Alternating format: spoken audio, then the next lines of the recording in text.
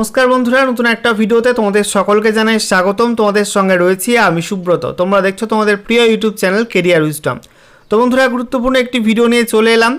যুবসাথীর পর এবার ভূমিহীন ক্ষেতমজুরদের 4,000 টাকা আর্থিক সহায়তা প্রকল্পে টাকা ঢোকার কাজ শুরু হয়ে গেল।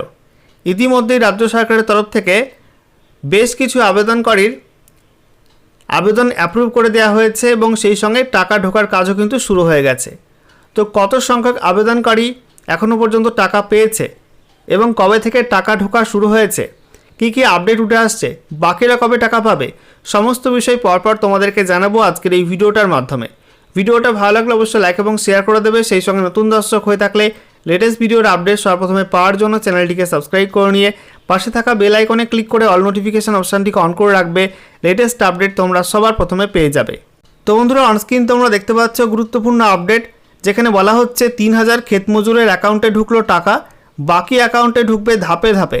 আমরা দেখে নেব ডিটেলস আপডেটটা। তো দেখো, বলা হচ্ছে কৃষক বন্ধু শস্য বিমার মতো প্রকল্প এনে রাজ্য সরকার আগেই চাষিদের পাশে দাঁড়িয়েছিল। মাঠের ফসল দুর্যোগে ক্ষতিগ্রস্ত হলে চাষিদের এখন আর পথে বসতে হয় না, তারা বিমার টাকা পান।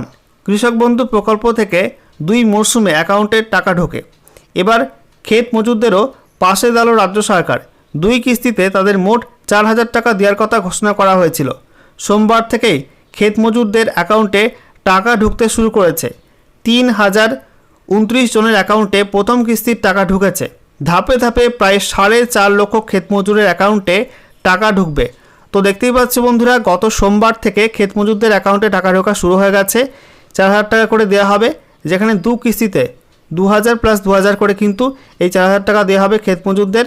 তো প্রথম কিস্তির টাকা কিন্তু অনেকে পেয়ে গেছে, 3,029 জন তারা কিন্তু অ্যাকাউন্টে পেয়ে গেছে। এবার ধাপে ধাপে বাকি টাকা কিন্তু ঢুকবে এবং বলা হচ্ছে প্রায় 4.5 লক্ষ ক্ষেত মজুরা কিন্তু অ্যাপ্লাই করেছে এই প্রকল্পের জন্য। এছাড়া বলা হচ্ছে পূর্ব বর্ধমান জেলা পরিষদের কৃষি কর্মাধ্যক্ষ মেহবুব মণ্ডল বলেন, 5,79,195 জন এই প্রকল্পের সুবিধা পাওয়ার জন্য আবেদন করেছিলেন।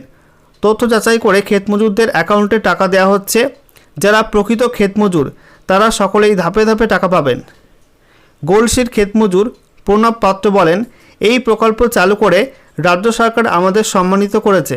অন্যের জমিতে কাজ করার পর দিনের শেষে পারিশ্রমিক পায়। কোনো দিন কাজে যেতে না পারলে টাকা পাওয়া যায় না। এই 4,000 টাকা অনেক কাজে লাগবে। অনেকের অ্যাকাউন্টে টাকা ঢুকেছে। আশা করছি কয়েকদিনের মধ্যে আমার অ্যাকাউন্টেও টাকা ঢুকবে।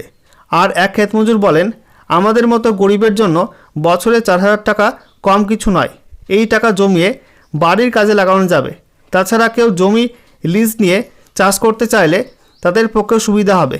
কৃষি দপ্তর সূত্রে আরও জানা গিয়েছে, গত 1 বছরে বহু পরিবারকে চাষযোগ্য পাট্টা জমি দেওয়া হয়েছে। তারা ওই জমিতে চাষ করতে পারছেন।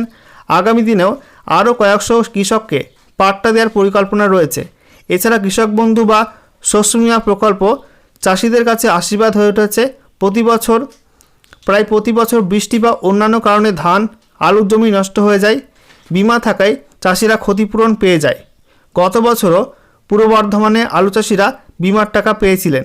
পূর্ব বর্ধমান জেলা পরিষদের পূর্ত কর্মাধ্যক্ষ মিঠু মাঝি বলেন, রাজ্য সরকার সর্বদা চাষিদের পাশে থাকে। চাষের সুবিধার জন্য ভর্তুকিতে বিভিন্ন ধরনের যন্ত্রাংশ দেওয়া হয়। ক্ষেত মজুরদেরও এবার সরকার আর্থিক সহায়তা করছে।